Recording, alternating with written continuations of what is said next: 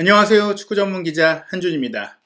2011-2022 시즌 프리미어리그 득점왕 경쟁에 손흥민 선수가 있을 거라고 시즌 초반에 상상한 이들 많지 않았을 것 같은데요. 이젠 정말 현실화되는 분위기입니다.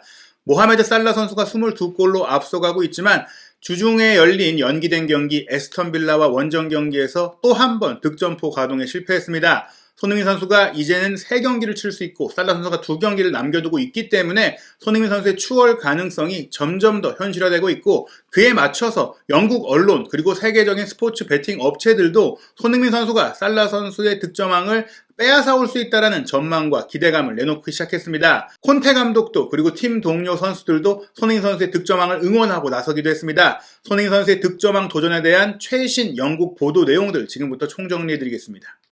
살라 선수가 22골을 기록 중인 가운데 최근 리그 4경기 연속 득점에 실패했고요. 손흥민 선수는 최근 연이어서 계속해서 득점포를 가동하면서 최고의 흐름을 보이고 있습니다. 크리스티아노 호날두도 쫓아오는 분위기였지만 맨유 같은 경우에 이미 37경기를 소화했고 한 경기밖에 안 남은 채 호날두가 18골을 넣고 있기 때문에 현실적으로 손흥민 선수의 기록이나 살라 선수의 기록을 추월하기는 어려운 상황이라고 볼 수 있겠는데요. 손흥민 선수의 프리미어리그 득점왕 도전에서 중요한 것은 살라 선수의 이제 활약 여부입니다. 살라 선수가 이번 에스턴 빌라전 2대1로 승리한 경기에서 교체 출전했고 득점포를 또 한 번 가동하지 못했어요. 살라 선수가 20골을 넣고 나서 후반기에 특히 주춤한 상황인데, 맨체스터 유나이티드와 지난 4월 19일 홈 경기에서 4대0으로 크게 이길 때 2골 1도움의 원맨쇼를 펼치면서 다시 한번 득점왕의 세기를 박는 것 같았거든요. 그 뒤로는 에버튼과의 머지사이드 더비에서 어시스트를 기록했고, 비아레알과의 챔피언스리그 4강 1차전도 어시스트, 또 비아레알과의 챔피언스리그 4강 2차전까지도 결정적인 공격 포인트를 올리긴 했지만 본인 쪽으로 워낙 상대의 집중 견제가 몰리다 보니까 골을 넣지 못하고 있는 상황이 됐습니다. 살라의 개인적인 활약 자체는 나쁘지 않았다고 볼 수 있는데, 이 비아레알과의 원정 경기 이후 토트넘과의 리그 맞대결에서 부진했어요. 경기력 자체도 좋지 않았거든요. 그 경기 이후에 리버풀 지역신문인 리버풀 에코에서도 살라가 지친 것 같다, 쉴 필요가 있는 것 같다라고 얘기가 나왔고, 실제로 클롭 감독이 에스턴 빌라와의 경기에서는 득점왕 경쟁이 굉장히 치열한 상황임에도 불구하고 팀의 컨디션을 위해서 또 FA컵 첼시와의 결승전을 앞두고 있기 때문에 로테이션을 가동하면서 살라 선수를 후반전에 출전시켰고요. 사실 뉴캐슬전에도 살라 선수는 로테이션 과정 속에서 후반전에 나와서 21분만 소화를 했었고, 리버풀과 벤피카의 챔피언스리그 8강 2차전 경기 같은 경우에도 맨시티와 FA컵 4강전 을 앞두고 있다 보니까 후반전에 나와서 33분가량만 소화했던 바가 있습니다. 그렇기 때문에 살라 선수가 개인적으로는 이제 기록을 위해 뛰고 싶은 마음이 있다고 하더라도 시간적으로 분배가 되고 있고, 그런 과정 속에서 지치기도 했었고, 모든 면에서 지금 몰리고 있는 상황이라고 볼 수 있어서 기세가 좋은 손흥민 선수가 따라갈 수 있다, 이렇게 볼 수 있겠는데요.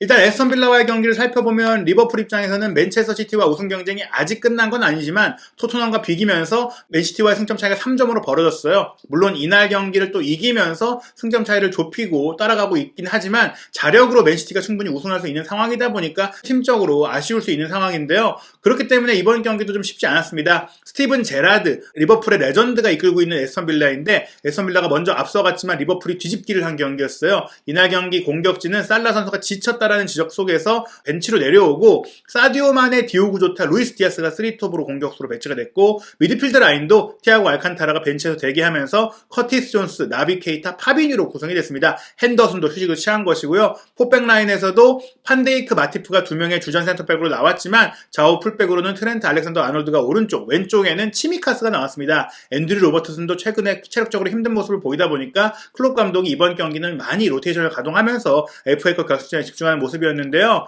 에스턴 빌라가 전반 3분 만에 리카디뉴 선수의 날카로운 크로스 패스에 이은 더글라스 루이스의 헤더 슈팅을 통해 결정적인 기회를 만들었습니다. 이 헤더 슈팅을 알리송이 선방을 했지만 흘러나온 공을 더글라스 루이스가 끝까지 쫓아가서 밀어 넣으면서 에스턴 빌라가 앞서갔거든요. 하지만 리버풀도 3분 만에 쫓아왔습니다. 알렉산더 아놀드의 오른쪽 측면에서 시도된 프리킥이 문전에 혼전을 야기했고, 여기서 에스턴 빌라 수비수가 공을 처리할 수 있었는데 빠뜨리면서 많은 선수들이 달려들었고, 그런 과정 속에서 판데이크가 중앙으로 밀어준 공을 조엘 마티프가 또 슬라이딩 슈팅으로 온몸을 던져서 득점을 하면서 1대1이 됐고요. 그리고 이제 접전이 벌어지다가 후반 20분에 최근에 리버풀에서 최고의 활약을 펼치고 있는 루이스 디아스의 꺾어 올리는 크로스 패스를 마네가 잘라먹는 헤더로 연결하면서 리버풀이 2대1로 역전을 했습니다. 그 뒤에 에스턴 빌라도 동점골을 넣는 것 같은 상황이 있었지만 오프사이드로 취소가 되는 등 치열하고 팽팽한 경기였는데요. 후반 27분에 클롭 감독은 디아스를 빼주고 살라 선수를 교체 투입을 했고요. 살라는 들어가자마자 골키퍼가 1대1 기회를 맞았지만 조금은 무딘 모습을 여전히 보였어요. 지친 모습이 좀 있었고 표정적으로도 쌩쌩하지 못했기 때문에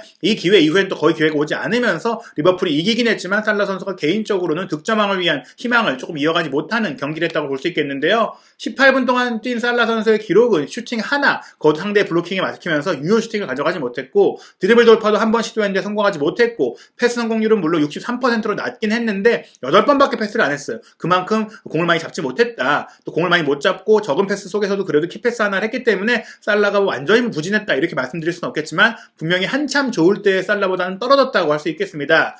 그런 상황 속에서 영국의 일간지인 텔레그래프도 프리미어리그 득점왕 경쟁을 분석한 이 배팅 분석 코너에서 손흥민 선수가 살라와 매우 근접했다. 손흥민이 살라를 매우 바짝 추격하고 있다. 이런 기사를 내놓았습니다. 그러면서 이제 현재 배팅, 스카이베트라는 프리미어리그 주간 방송사 스카이스포츠가 운영하는 배팅 업체의 배당률을 공개했는데 물론 살라 선수가 현재 득점 1위고 또 리버풀의 전력도 좋기 때문에 1대10이라는 아주 낮은 배당률, 유력하다라는 배당률이 나오고 있고 손흥민 선수의 배당률은 6대1이니까 뭐 1,000원을 걸면 6,000원을 받을 수 있는 꽤나 이제 높은 배당률이 나와서 손흥민 선수보다는 살라가 유리하다는 얘기들이 여전히 있긴 하지만 손흥민 선수의 배당률도 굉장히 현실 가능한 배당률 수준으로 내려왔다라고 볼 수 있겠고요. 최근에 득점 차트를 소개한 부분도 있고 또 팬들이 이걸 어떻게 전망하느냐라는 그 설문조사까지 진행했는데 물론 설문조사에서는 92%의 팬들이 살라의 득점왕이 여전히 유력하다라고 이제 의견을 보냈지만 손흥민 선수가 역전할 수 있다라는 반응도 14%가 나왔기 때문에 결코 영국 내에서도 적지 않은 지지도가 나오고 있다라고 볼 수 있겠고요. 특히 손흥민 선수가 토트넘과 리버풀의 경기에서 살라 손흥민의 맞대결이 펼쳐진 경기에서 빛났다.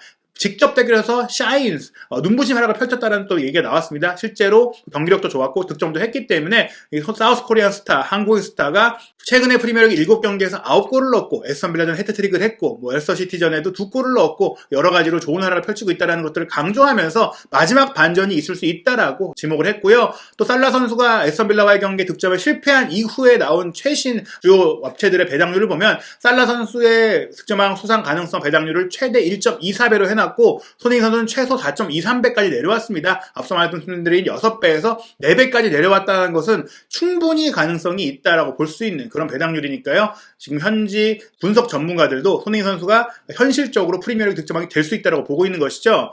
영국의 런던 지역 축구 전문 매체인 풋볼 런던도 손흥민 선수가 살라와 공동 득점왕을 할 수 있다는 가능성을 제기하는 기사를 냈는데요. 초반에 말씀드린 대로 프리미어리그 막판 지금 최대 이슈 중에 하나가 득점왕 경쟁이에요. 언제나 개인상 중에 가장 주목받는 상은 득점왕인데 손흥민이 득점왕 추격을 성공할 수 있을지 여부가 시즌 막판 프리미어리그 최대 화두 중에 하나다. 리버풀과 맞대결에서 득점을 하면서 차이를 좁혔다라고 설명을 했고요. 그런 과정 속에서 안토니오 콘테 감독이 발언한 내용들도 다시 한번 화제가 되고 있는데요. 손흥민은 토트넘 최고의 선수다. 골도 넣고 경기도 잘하고 있기 때문에 이런 손흥민 같은 선수만이 홀로 팀의 운명을 바꿀 수 있다. 물론 팀 동료들도 손흥민 선수를 많이 도와주고 있긴 하지만 이런 선수들은 혼자서 차이를 만들 수 있는 정말 팀을 초월할 수 있는 선수다라고 콘테 감독이 이례적인 칭찬을 했던 부분도 소개가 됐습니다.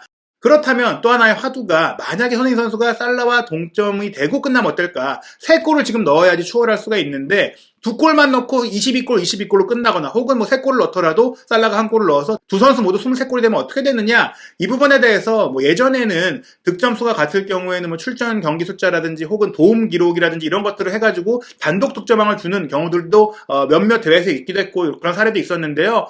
프리미어리그는 최신 규정에서 오로지 득점 수만 가지고 득점왕을 주는 것으로 최근에 변경이 됐어요. 그래서 손흥민 선수가 만약에 살라 선수와 득점이 같은 채로 시즌을 마치게 되면 공동 득점왕으로 두 선수가 모두 골든부트를 받게 됩니다. 실제로 이런 사례는 이제 2010-2011 시즌에 맨유의 베르바토프와 맨시티의 테베스가 두 선수 모두 20골을 넣었고 다른 기록들은 달랐지만 공동 득점왕을 수상했고 마네, 살라, 오바메양이 함께 득점왕을 수상할 때도 각자 다른 출전 기록과 도움 기록이 있었지만 세 선수 모두 골든부트를 받았거든요. 그렇기 때문에 손흥민 선수가 이번에 공동 득점왕을 수상할 수 있는 규정적인 문제도 준비가 됐다라고 볼 수 있겠고요.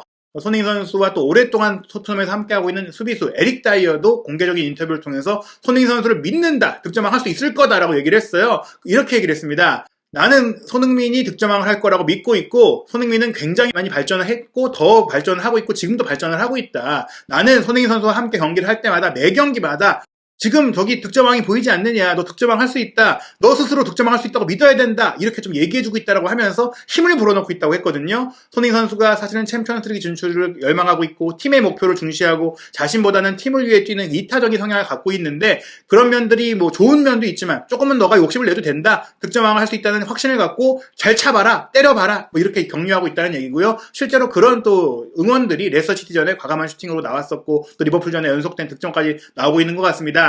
말씀드린 대로 리버풀이 먼저 한 경기를 치렀고 살라 선수가 득점을 못했기 때문에 남은 리그 경기는 2경기인데요. 리버풀은 사실 프리미어리그 우승 경쟁이 사실상 쉽지 않다 보니까 실제적으로 우승을 할 수 있는 결승전, FA컵 결승과 챔피언스리그 결승전에 조금 더 집중하고 있다고 봐야 됩니다. 당장 5월 15일 일요일 0시 45분에 첼시와 웸블리에서 경기를 하잖아요. 그리고 나서 5월 18일 수요일 새벽에 사우샘튼과 원정 경기로 리그를 치르게 되는데, 영국 시간으로 보자면 화요일 밤에 열리거든요. 이 경기도 아무래도 체력적인 부분이 살라에게 부담이 될 수 있다면 로테이션이 될 가능성이 있고요. 그리고 나서 5월 23일에 울버햄튼과 마지막 홈 경기, 이 경기는 살라가 선발 출전을 할 수도 있겠지만 사우샘튼전도 선발로 뛰지 못한다면 이 남은 리그 2경기 중에 출전 시간으로 따졌을 때는 살라 선수가 많은 골을 넣기는 쉽지 않을 것이다. 게다가 리버풀과 레알 마드리드의 챔피언스리그 결승전을 위해서 체력적인 부분이나 부상적인 부분을 우려한다면 울브스전도 굳이 무리해서 풀타임을 뛸 가능성이 없다라고 봤을 때 득점왕 경쟁을 위한 기회에 있어서는 손흥민 선수가 조금 더 유리하다고 볼 수 있습니다. 토트넘은 5월 13일 금요일 새벽 3시 45분에 아스널과 북런던 더비를 홈에서 치르고요. 그 다음에 이제 5월 15일 일요일 밤 8시에 굉장히 휴식 시간이 짧은 채로 번리와 경기를 치르게 되는데, 토트넘의 마지막 시즌 홈 경기이고 아스널을 이길 경우 번리전을 또 반드시 잡아야지만 아스널을 제치고 4위까지 갈 수 있기 때문에 로테이션 가능성이 크지 않습니다. 그리고 노리스 시티 같은 경우에는 이미 강등이 확정된 이후 대량 실점을 계속해서 하고 있기 때문에 아스널전, 번리전, 노리스 시티전 모두 손흥민 선수가 득점을 할 수 있는 경기라고 봤을 때 손흥민 선수가 충분히 득점왕 경쟁에서 제치고 들어갈 수 있다. 물론 여전히 2골 앞서 있는 살라가 유리하지만 향후 일정으로 본다면 토트넘은 챔피언스리그 진출이 어려울 수 있어도 손흥민 선수의 프리미어리그 득점왕 가능성은 꽤나 높을 수 있다고 볼 수 있겠습니다. 과연 손흥민 선수가 프리미어리그 득점왕이라는, 사실은 프리미어리그에 진출했을 때는 상상도 하지 못했던 이 엄청난 성과를 낼 수 있을지, 프리미어리그 역사를 새로 쓰는 최고의 골잡이가 될 수 있을지 한준TV에서 손흥민 선수와 토트넘 허스퍼의 모든 소식 전해드리도록 하겠습니다. 한준TV가 새로운 채널로 개설이 되는데요. 한준TV 다시 한번 구독해주시고 좋아요, 알림 설정도 부탁드리겠습니다.